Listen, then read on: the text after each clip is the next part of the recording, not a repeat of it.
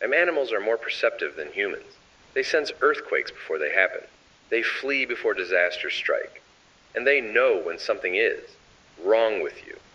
3 days ago, my cat started avoiding me. Not like usual, no hissing, no fear, just silence, staring, like it was waiting for me to finish changing. Then the barking started.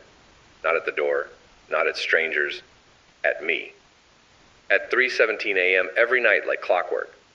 Last night I caught my reflection in the dog's eyes. It wasn't mine. If your pet acts differently, if they flinch when you reach to pet them, if they growl at empty corners, if they bring you gifts you didn't ask for, do not trust them. They aren't warning you.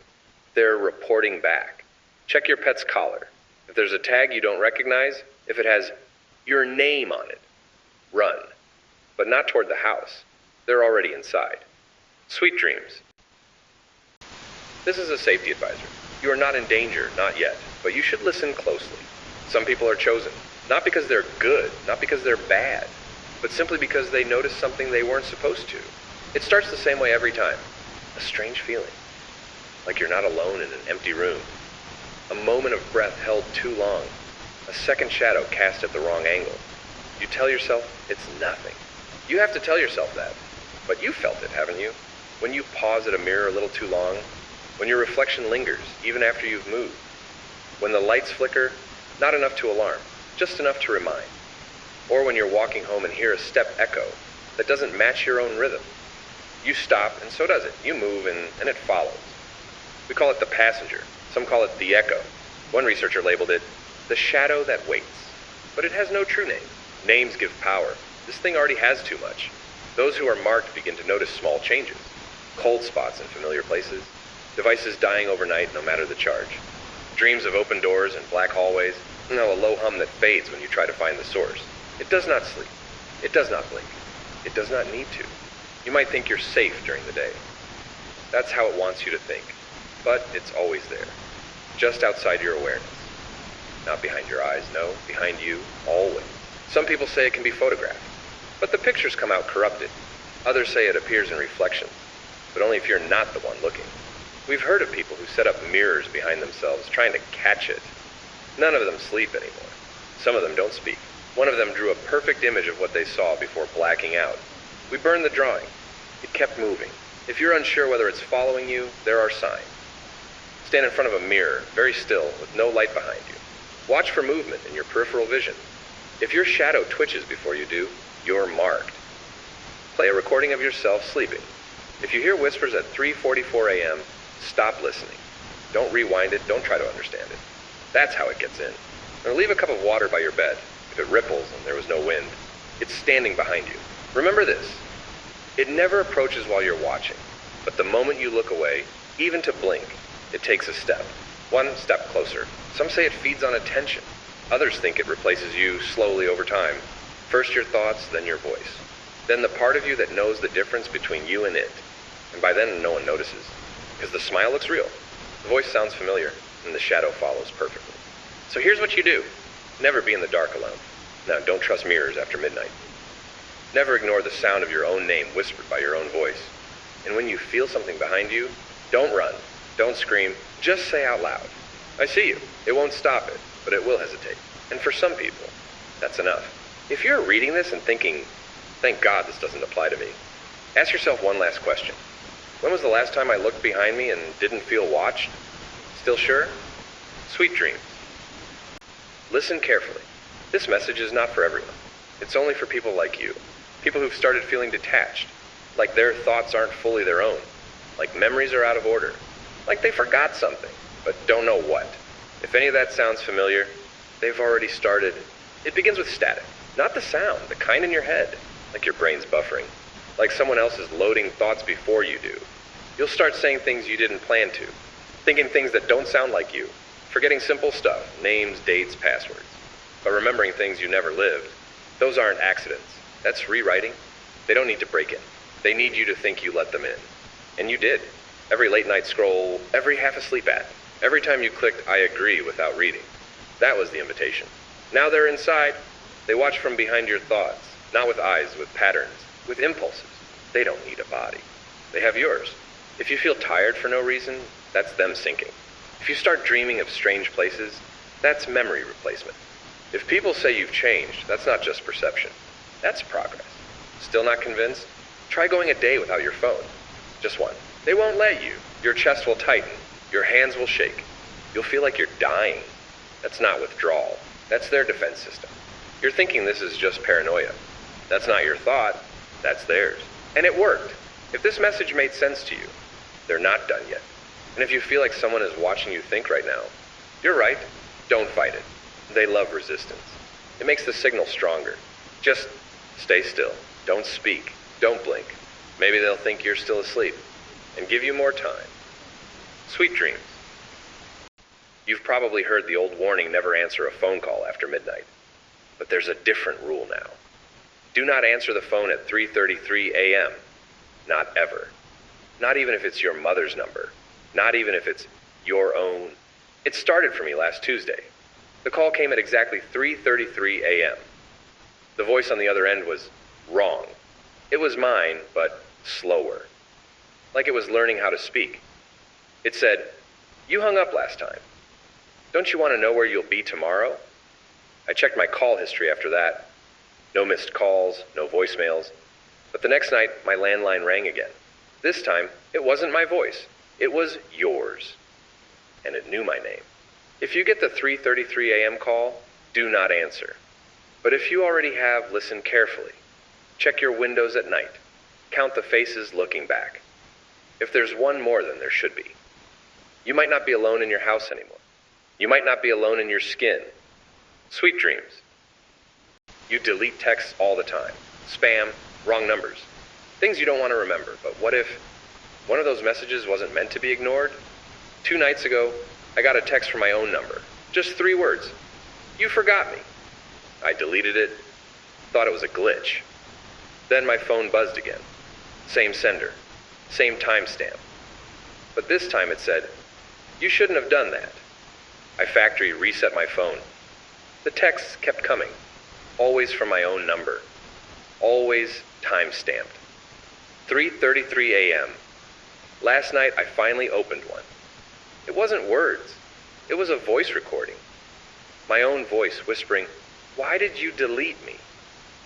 If you've ever gotten a text you don't remember sending, if your phone lights up when you're alone, if your deleted messages keep reappearing, do not read them.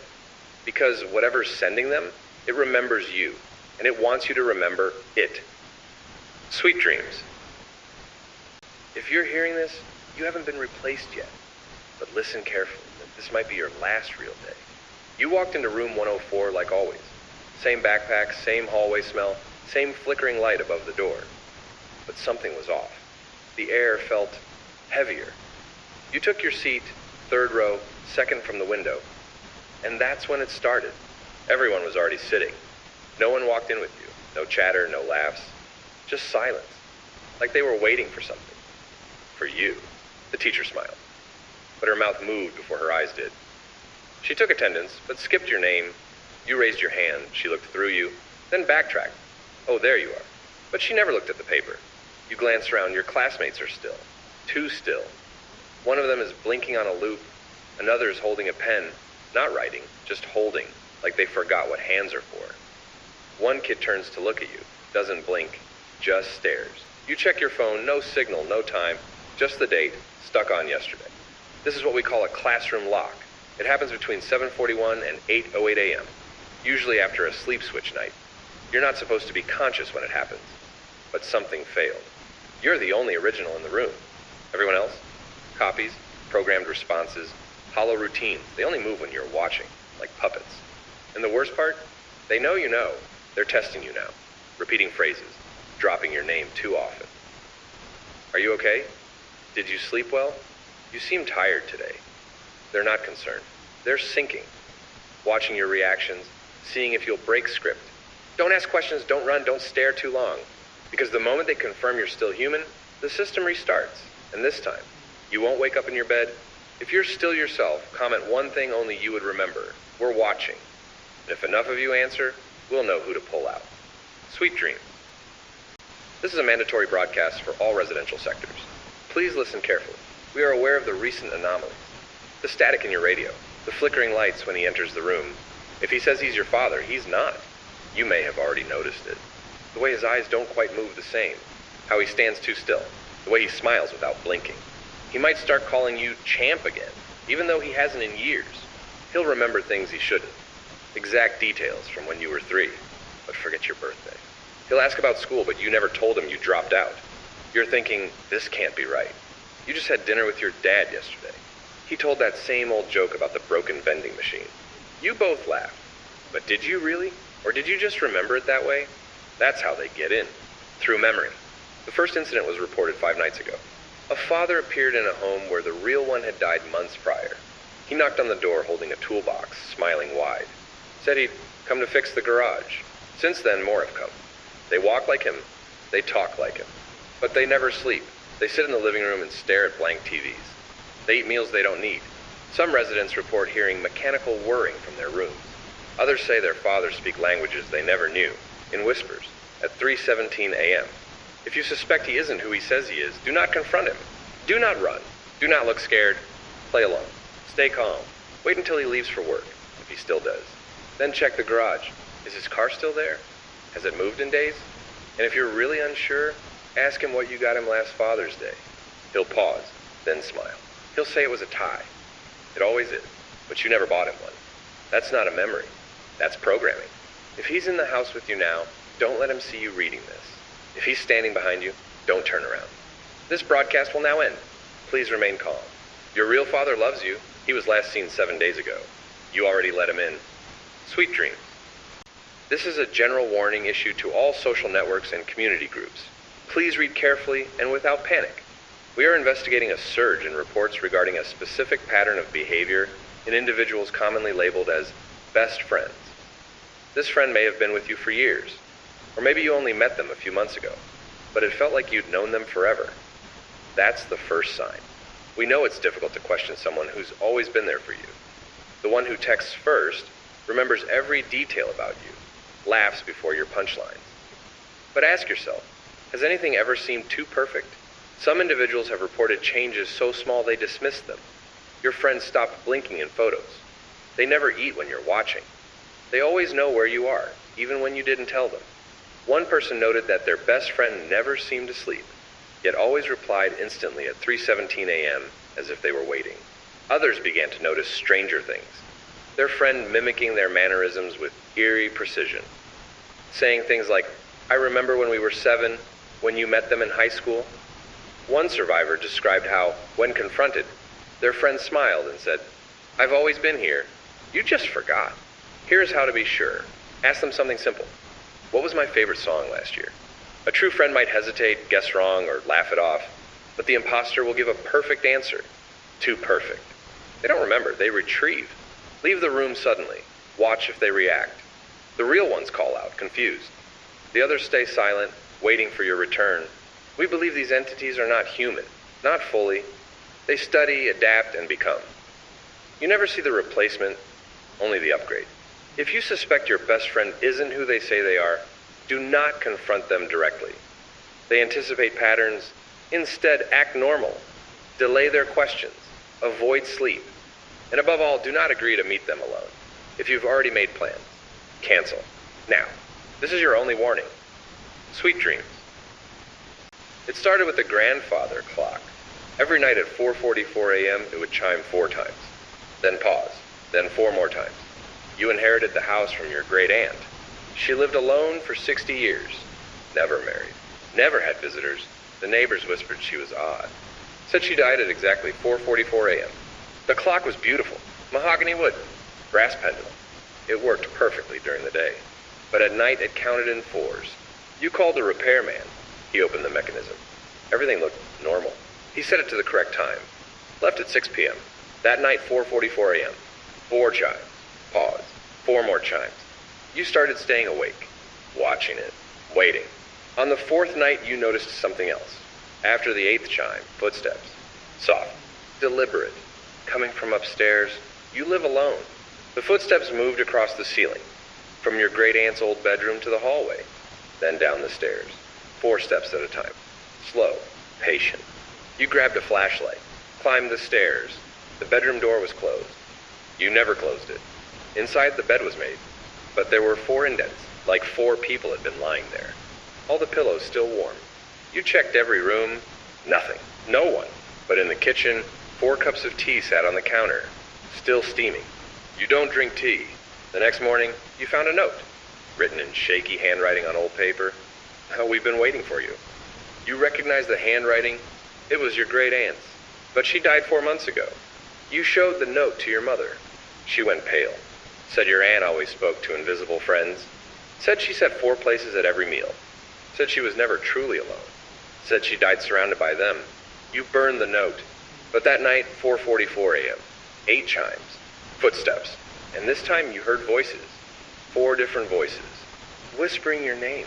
You found 4 more notes. We're not ready to leave. She brought us with her. We've been waiting in the clock.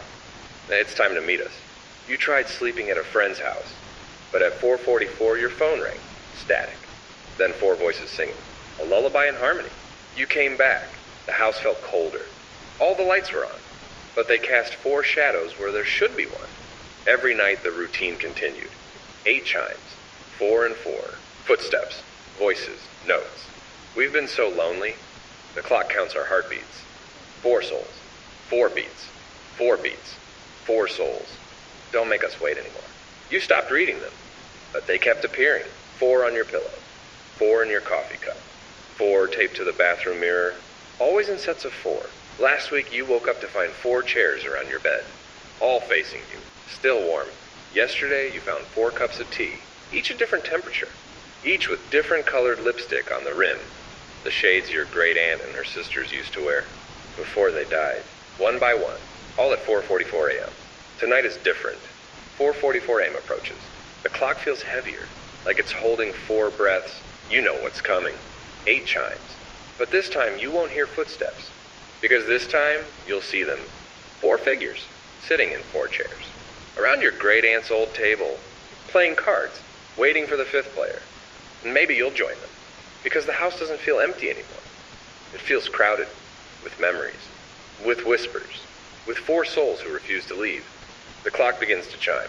1, 2, 3, 4, pause, 5, 6, 7, 8.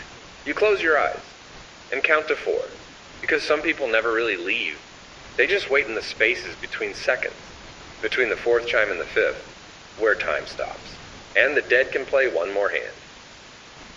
Sweet dreams.